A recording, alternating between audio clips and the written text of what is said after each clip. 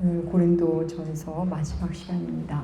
지난해 우리 10월 마지막 주부터 총 36회에 걸쳐 함께한 고린도전서가 오늘로써 이제 마무리하게 됩니다. 여러분, 하나님의 한 사람이, 하나님의 사람 바울이 하나님의 교회, 한 교회에 보낸 편지가 성경이 되었습니다. 이 고린도 교회에 이렇게나 긴 편지를 쓴 사도가 과연 어떤 말로 마무리를 지을까요? 그런 편지를 써보신 분들은 다 아시겠지만 마지막에 하고픈 말을 반복하기도 하고, 아니면 뭐 사랑한다, 고맙다, 그립다, 뭐 좋다, 잘 지내라, 이런 부드러운 말로 거의 다 마무리하게 됩니다. 그렇다면 사도는 과연 어떤 말로 이 긴 편지를 마무리할까요? 하나님은 과연 이 고린도전서 마지막 부분을 통해 우리에게 어떤 말씀을 하시고 싶을까요? 오늘은 그 마지막 시간으로 그걸 하나하나 잘 살펴보도록 하겠습니다. 사도는 편지 마무리에서 부탁과 당부를 하는데 명령조로 합니다. 명령조. 교회를 향한 간절한 사랑이 명령조로 나온 겁니다.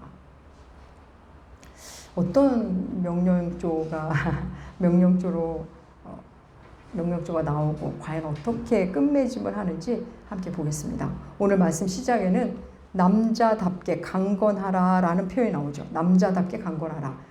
이렇게 우리말로 번역된 곳은 사실 두 문장으로 이루어졌습니다. 원어로 보면 두 문장인데 우리는 한 문장으로 한 거죠. 남자답게 강건하라.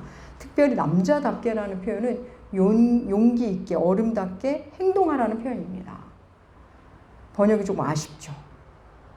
그래서 원어에 더 가깝게 두 문장으로 쓰인, 그래서 의미 전달이 좀 더 확실히 되어 있는 세 번역으로 한번 보겠습니다. 세 번역으로 실어 놓았습니다. 여러분의 주고 고린도전서 16장 13절과 14절 말씀 세 번역으로 우리 함께 읽겠습니다. 깨어 있으십시오. 믿음에 굳게 서 있으십시오. 용감하십시오. 힘을 내십시오. 모든 일을 사랑으로 하십시오. 예. 남자답게 강건하다를 좀 더 정확하게 용감하십시오. 힘을 내십시오 라고 번역합니다. 좀 더 원문에 가까운 겁니다. 깨어 있으십시오를 시작해서 13절과 14절에는 명령조의 권면이 5가지가 나옵니다. 먼저 깨어 있으라, 믿음에 굳게 서라, 용감하라, 힘을 내라, 그리고 모든 일을 사랑으로 하라. 이렇게 5가지 명령을 연이어서 말하고 있습니다. 우리도 연달아서 짧게 한번 살펴보고 지나가겠습니다. 먼저 깨어 있으라. 여러분, 성경은 깨어 있으라는 말을 굉장히 우리에게 자주 합니다. 깨어 있으라. 도대체 깨어있는다는 게 뭘까요? 어디 부분에서는 잠자지 않는 것을 깨어있는다 그러고, 어디 가면 다른 데 마음을 두지 않는 것을 깨어있는다고 하고, 어느 구절에서는 술 취하지 않는 것을 깨어있는 거라고, 술 취하지 말고 깨어있으라고 말합니다. 도대체 깨어있는다는 게 뭘까요? 성경은 깨어있는다는 게 도대체 뭘 얘기하는 걸까요? 무엇을 의식하고 어떤 삶이 깨어있는 걸까요? 사랑하는 여러분, 깨어있는 삶, 주께서 오신다는 것을 의식하는 삶입니다. 종말론적 의식이죠. 우리가 살아있을 때 주께서 안 오신다고 해도 이 땅에서의 내 삶이 한계가 끝이 있다는 것, 죽게 될 인생임을 의식하고 사는 게 깨어있는 삶입니다. 여러분, 모든 것이 끝이 있습니다. 젊음도, 건강도, 일도, 인생도 끝이 있습니다. 우리의 삶도 결국 끝이 옵니다. 여러분, 우리가 언제까지 예배드리는 삶 살 수 있을 것 같습니까? 다 끝이 옵니다. 끝이 있음을 아는 사람의 하루하루는 다를 수밖에 없습니다. 그래서 놀라운 게 주님은 깨어 있으라고 했지 내가 깨워주마라고 약속하신 적은 없습니다. 깨어 있으라 라고 말할 뿐입니다. 우리 깨어 있음에 관한 말씀 또 찾아볼까요? 누가복음 21장 34절과 36절 말씀 주보에 실어 놓았습니다. 우리 함께 읽겠습니다. 너희는 스스로 조심하라. 그렇지 않으면 방탕함과 술취함과 생활의 염려로 마음이 둔하여지고 뜻밖의 그날이 덫과 같이 너희에게 임하리라. 이러므로 너희는 장차 올 이 모든 일을 능히 피하고 인자 앞에 서도록 항상 기도하며 깨어있으라 하시니라. 예. 스스로 조심하며 항상 깨어있으라. 부디 깨어있으라. 우리 몫인 겁니다. 깨어있음이. 한 군데 더 볼까요? 마가복음 14장 38절 상반절, 예, 함께 읽겠습니다. 시험에 들지 않게 깨어있어 기도하라. 예, 깨어있으라. 기도하며 깨어있으라. 깨어있어 기도하라. 지금의 상태가 어떤 상태인지, 지금의 상태로 인해 어떤 결과가 돌아온다는 걸 아는 사람은 지금의 상태에 대해서 깨어있게 됩니다. 그 끝을 아는 사람은 깨어있습니다. 그럼 이 깨어있는 사람이 그 끝을 안 다음에 그럼 어떻게 살까요? 어떤 삶을 살게 될까요? 이어서 나오죠. 오늘 본문에서 믿음으로 굳게 서 있으십시오. 믿음으로 굳게 서 있으십시오. 이제 깨었어요. 깨어 있는데 그럼 그 다음에 뭘 해야 되는지 믿음으로 굳게 서라고 말씀합니다. 믿음으로 굳게 서는 일은 고린도서 15장에서 이미 말씀하신 바 있습니다. 우리 그 본문도 읽어볼까요? 세 번역으로 주보에 실었습니다. 15장 58절 말씀 함께 읽겠습니다. 그러므로 나의 사랑하는 형제 자매 여러분 굳게 서서 흔들리지 말고 주의 일을 더욱 많이 하십시오. 여러분이 아는 대로 여러분의 수고가 주님 안에서 헛되지 않습니다. 깨어있으면 뭐 어떻다고 믿음에 굳게 서서 흔들리지 않습니다. 그리고 많은 수고를 감당하기 시작합니다. 그리고 나의 수고가 헛되지 않는다는 것을 성경을 통해 확인합니다. 그래서 여러분 그 믿음 위에 사는 겁니다. 그리스도인은 상황 위에, 상태 위에 사는 게 아니라 믿음 위에서 사는 사람들입니다. 주의 말씀을 믿고 그 믿음 위에 사는 사람들. 그 믿음이 우리를 용기 있는 삶으로 데려갑니다.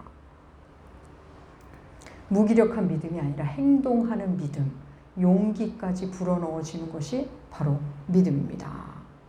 여러분 아무리 머리가 좋으면 뭐합니까? 아무리 무기를 많이 갖고 있으면 뭐합니까? 용기 내어 전쟁터로 나가야 합니다. 전쟁터로 들어가지 않은 채 뭐 맨날 작전만 짜고 무기를 개발하고 아무 소용없습니다. 깨어있는 사람은 믿음으로 위에 굳게 서고 용기 내어 힘을 내고 살아갑니다. 우리 개역개정에서는 강건하라라고 번역되고 새 번역에서는 힘을 내십시오라고 번역된 문장 있죠. 이거 헬라어 원문으로 보면 능동태가 아니라 수동태입니다. 그러니까 우리말에 조금 우리말식으로 표현한다면 강건함을 받으십시오. 혹은 힘을 받아서 힘을 내십시오라는 표현입니다. 힘을 받아야 힘을 내죠. 힘을 받아야 강건해집니다. 우리 그리스도인 어디서부터 오는 힘일까요? 위로부터 오는 힘입니다. 위로부터 오는 힘. 이 땅을 사랑하는데 위로부터 오는 힘을 가지고 이 땅을 사랑합니다. 근데 그 힘이 무엇을 타고 올까요? 여러분 그리스도인의 힘은 결국 거룩에서 옵니다. 거룩 무슨 뜻이죠? 구별됨. 나는 흙에 속한 자가 아니다. 나는 아담 안의 존재가 아니다. 우리 고린도전서 15장에서 함께 나눴죠. 나는 하늘에 속한 자이고 예수 안에 있는 자다. 이 구별됨을 가진 자. 거기서부터 힘을 받습니다. 그런 사람은 어떻게 살아간다고요? 14절 사랑으로 행합니다. 사랑으로. 사랑 뭐죠? 책임지고 보호하고 용서하고 용서받는 일. 용서를 구하는 일. 여러분 사랑은 우리들의 존재 방식입니다. 깨어있으라, 믿음을 굳게 서라, 강건하라, 용기 내라, 사랑으로 행하라. 너무 귀한 말씀이죠. 우리들의 삶의 여정이기도 합니다. 근데 여러분 그거 아십니까? 예수님을 모르는 사람도 깨어있기 위해 부단히 애를 씁니다. 시대의 흐름에 놓치지 않으려고 깨어있습니다. 세상에 뒤처지지 않으려고 열심히 자기 개발을 하고 수시로 자기를 점검하며 삽니다. 그리고 잘 될 거라는 믿음으로 삽니다. 그리고 용기 내서 하고 싶은 일을 열심히 합니다. 배운 대로 합니다. 흔들리지 않으려고 책을 읽고 강의를 듣고 공부를 하고 연습을 합니다. 놀랍죠. 그렇다면 여러분 그들과 우리가 다른 점이 뭘까요? 먼저는 그들은 이 땅의 삶이 천년 만년 계속될 줄 알고 내는 열심입니다. 이에 비해 우리는 뭐죠? 이 땅이 끝이 있음을 알고 내는 열심입니다. 굉장히 출발부터 다르죠. 그리고 그들은 오로지 자기만을 위한, 자신의 안위만을 위한, 다른 사람에 관심 없습니다. 다른 사람이 어찌 되든 말든 나만 잘 되면 된다는 그런 의식의 열심입니다. 그리스도인은 뭐죠? 주를 위한 열심이고 주를 위한 열심이 결국 나를 위하는 길임을 알고 내는 열심입니다. 주를 위해서 하는 일이니 사랑으로 하죠. 사랑하는 여러분, 기억하십시오. 고린도서 우리에게 말합니다. 깨어 있으십시오. 믿음에 굳게 서십시오. 용기 내십시오. 힘을 내십시오. 사랑으로 살아가십시오. 근데 여러분 이거 들으면 저도 알아요. 근데 그게 잘 안 되는데 어떡합니까? 이런 마음 드시는 분 있으실 겁니다. 여러분, 하나님의 말씀을 하나님의 말씀으로 받은 사람은 먼저는 그렇게 살고 싶어집니다. 지금 내 모습은 좀 어떠한 부족해도 그 삶을 갈망하기 시작합니다. 그럼 하나님이 그 갈망하는 자를 친히 이끄십니다. 사실 하나님은 모두를 이끄는데 갈망하는 자만 하나님 앞에 반응하는 겁니다.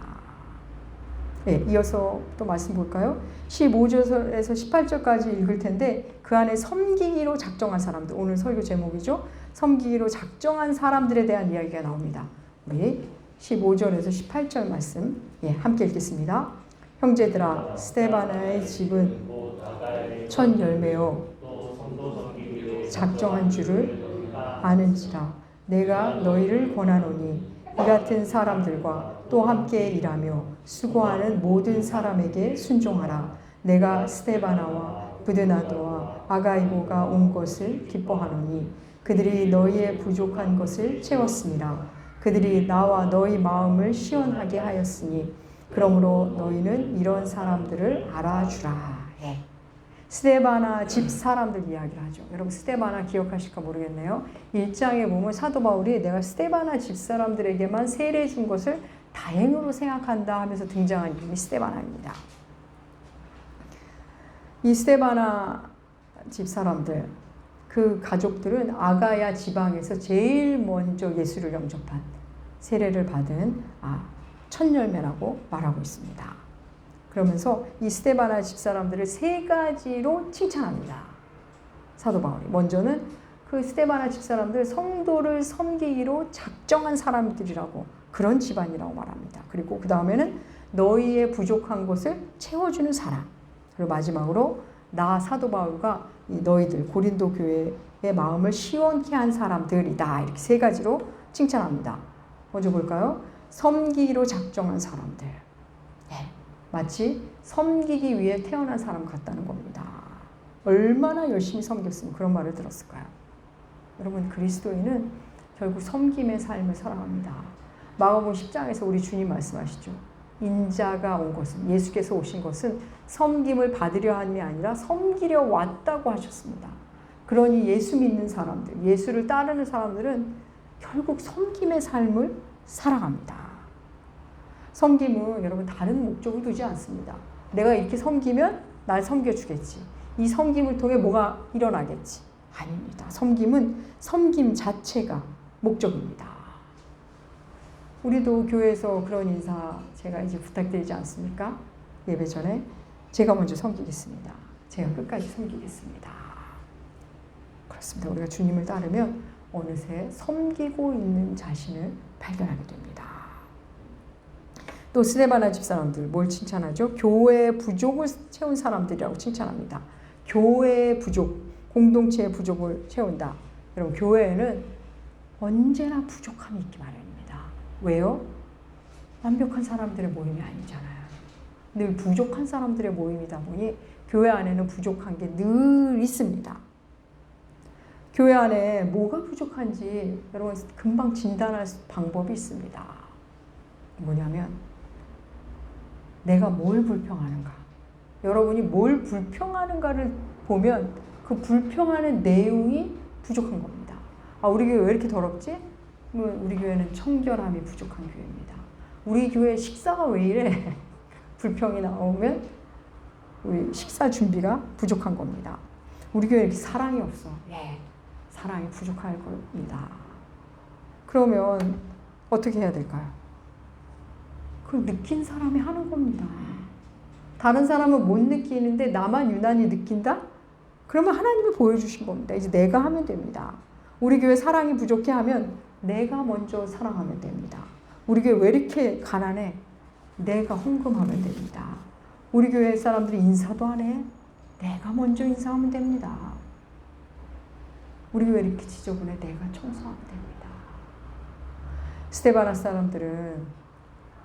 집 사람들은 교회의 부족을 보면, 느끼면 그 부족을 채웠습니다.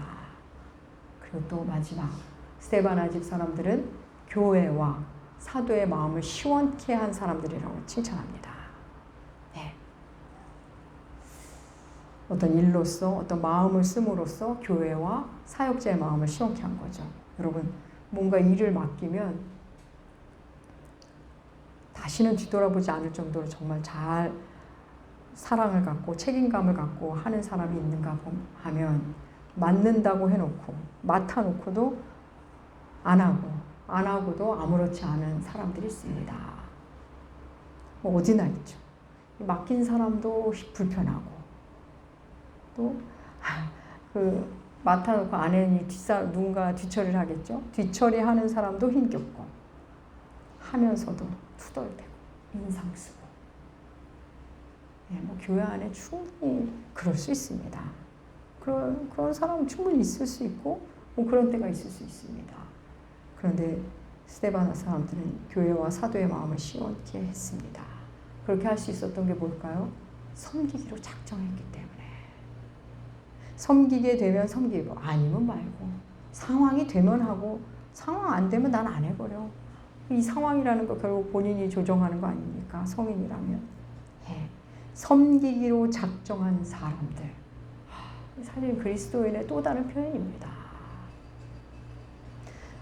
사도는 스데바나 집사람들을 이렇게 칭찬해놓고는 이런 사람들을 어떻게 대해야 하는지 그 외 사람들에게 이제 말합니다. 뭐라고 말하죠? 16절에 보면 스데바나를 비롯해 교회를 위해 수고한 사람 그들에게 순종하라고 말합니다. 그리고 18절에서는 그런 사람을 알아줘라 말합니다. 두 가지죠. 그들에게 순종하라. 그리고 그들을 알아줘라. 그럼 순종이란 단어 다 듣기 싫어하는 단어가 되어버렸습니다. 갈수록 교회 안에서 또 설교 안에서 순종이란 단어가 사라집니다. 다들 싫어하죠. 그럼에도 여러분, 성경에서 사랑 다음으로 우리가 만나야 하는 단어는 순종입니다. 마땅히 하나님께 순종을 하는데 보통은 하나님께 순종하는 방식이 사람에게 순종하는 방식으로 드러납니다. 네. 하나님의 말씀을 전하거나 하나님이 내게 보내주신 어떤 리더일 수도 있고 뭐 사역자, 그에게 순종하는 방식으로 하나님께 순종하는 일이 아주 자연스럽게 이루어집니다. 그러다 보니 아무에게나 순종할 수는 없습니다. 아무에게나 순종하면 안 됩니다. 누구에게 한다고요? 성도를 섬기기로 작정한 사람들, 교회의 부족함을 열심히 채우는 사람들, 그리고 교회와 사역자의 마음을 시원케 하는 사람, 그들에게, 그 공동체에 순종하라는 말씀입니다. 순종하라. 그리고 또 하나 뭐죠? 그런 사람들을 알아주라. 여러분, 스데바나와 더불어 두 명의 이름이 더 나오죠. 부드나도와 아가이고. 그리고 이런 사람들의 이름은 당시 노예 이름이었습니다. 출신이 어떻든 하는 일이 뭐든 교회를 섬기고 교회의 부족을 채우고 교회를 시원케 하는 사람들, 기꺼움을 하는 사람들, 그런 사람들 알아주랍니다. 성경에 이런 말씀이 있습니다. 여러분, 섬기기로 작정해서 교회 부족을 채우느라 열심을 내고 수고하고 땀 흘리고 자기의 자원을 다 내놓고 그런 사람도 결국 사람입니다. 물론 그런 사람들, 그 중에 대부분은 누가 알아주든 말든 그 일을 계속 할 겁니다. 그 길을 갈 겁니다. 사람이 순종하지 않아도, 알아주지 않아도 그 길을 갈 겁니다. 좌절도 오고 낙심도 와도 그 길을 갈 겁니다. 하지만 따라주지도 않고 반응이 없으면 분명히 힘들게 갈 겁니다. 왜요? 그들도 연약한 인간이기 때문에. 반응이 없으니 힘듭니다. 그들도 연약한 인간이고 죄인입니다. 그래서 어떻게 하라고요? 순종하고 알아주라. 그들을 위해서도 있지만 결국 우리 자신을 너희를 위해서 그리하라는 겁니다.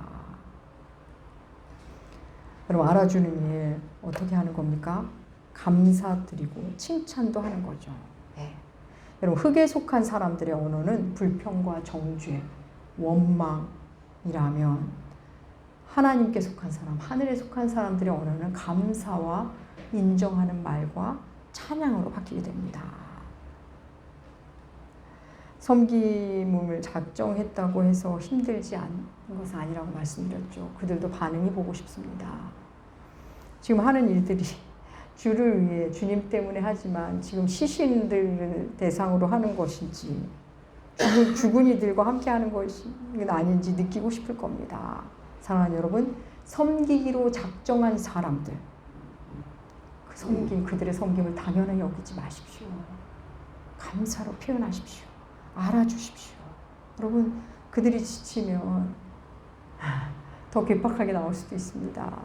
그리고 저 좀 알아주세요 라는 어떤 그 느낌이 흘러나오면 그들이 이미 지친 겁니다.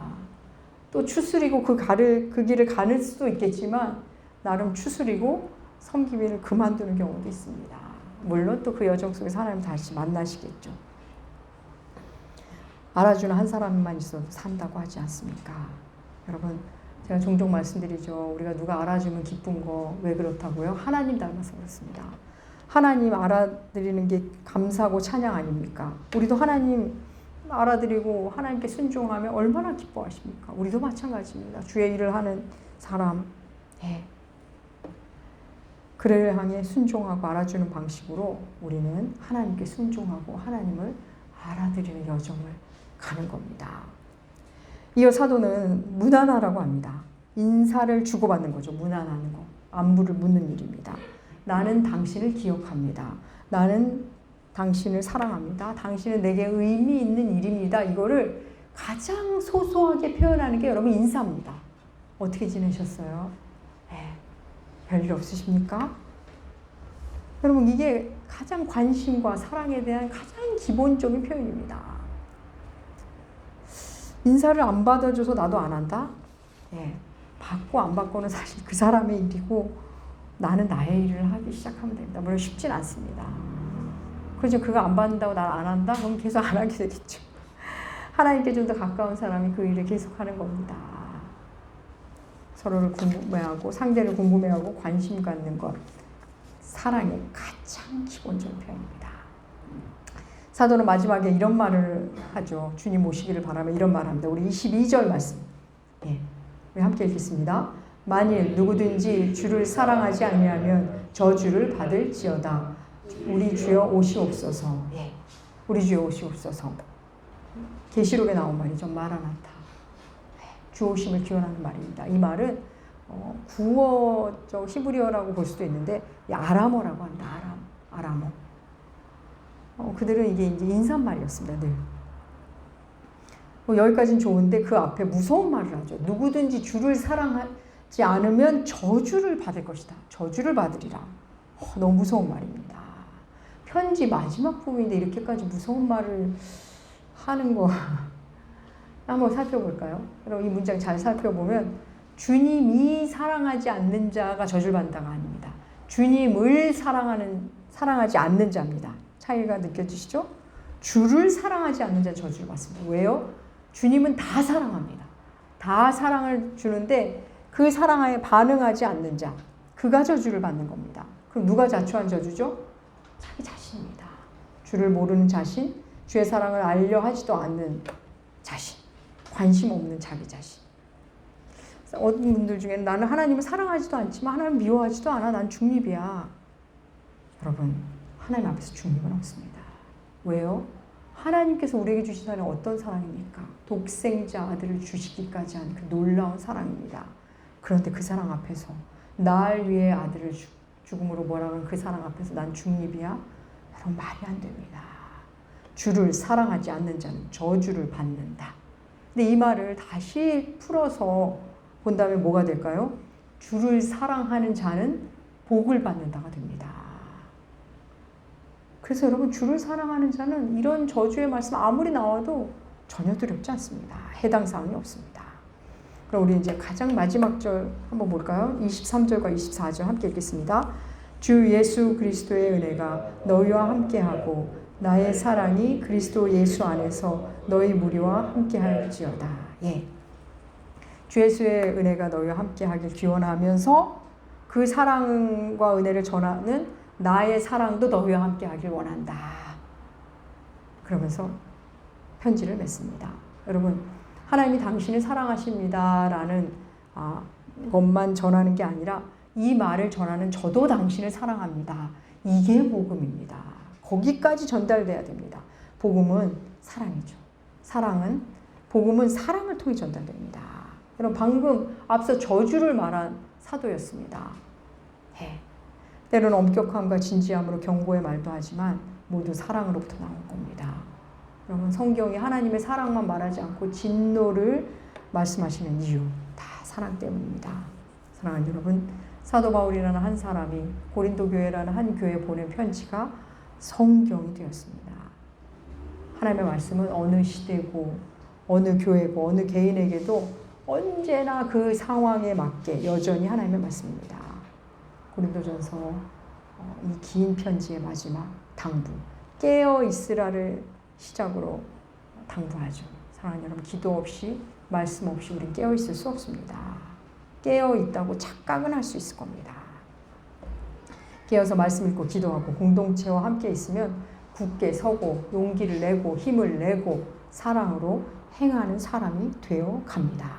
사랑하는 나무교회 교회 여러분, 기억하십시오.